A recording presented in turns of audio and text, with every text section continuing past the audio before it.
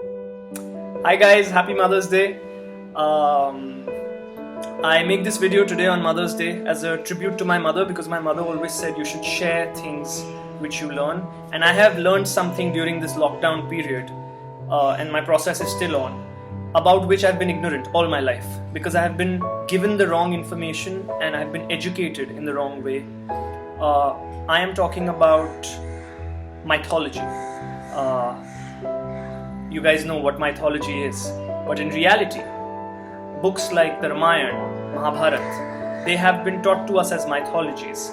But when you read the original scriptures, our Vedic scriptures, they are actually Itihaas. They are referred to as Itihaas, which means history. And it's very important that we understand the difference between the two and why it started getting to referred as mythology.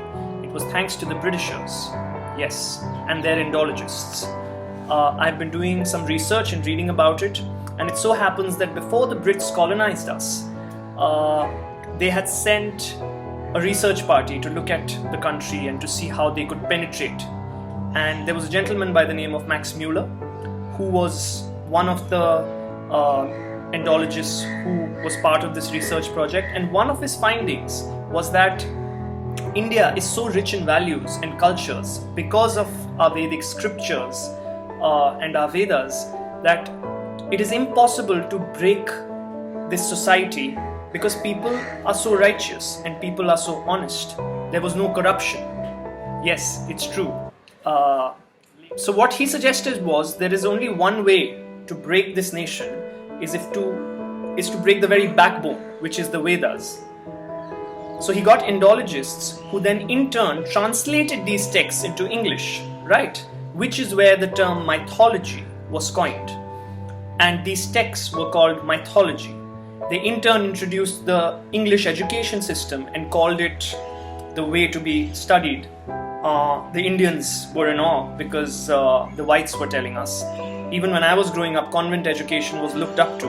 So the whole old school Gurukul structure started going out, and this new age British structure of schooling came in, where English was the mode of education. And thanks to the British Indologists who had turned all our texts into mythologies, whereas there is no word for mythology in Sanskrit. When Ved Vyasa has written, all our Vedic texts refer to these as Itihaas. Itihaas implies history. So it's very important to get this fact out of the way, because all my life I have also read these books as mythologies, but the moment it becomes history, it's a series of events that may have actually happened, and Kurukshetra, for example, is a real place in the northern part of India. There is actually a banyan tree there which is 5,000 years old, proven by experts that it has stood there for 5,000 years.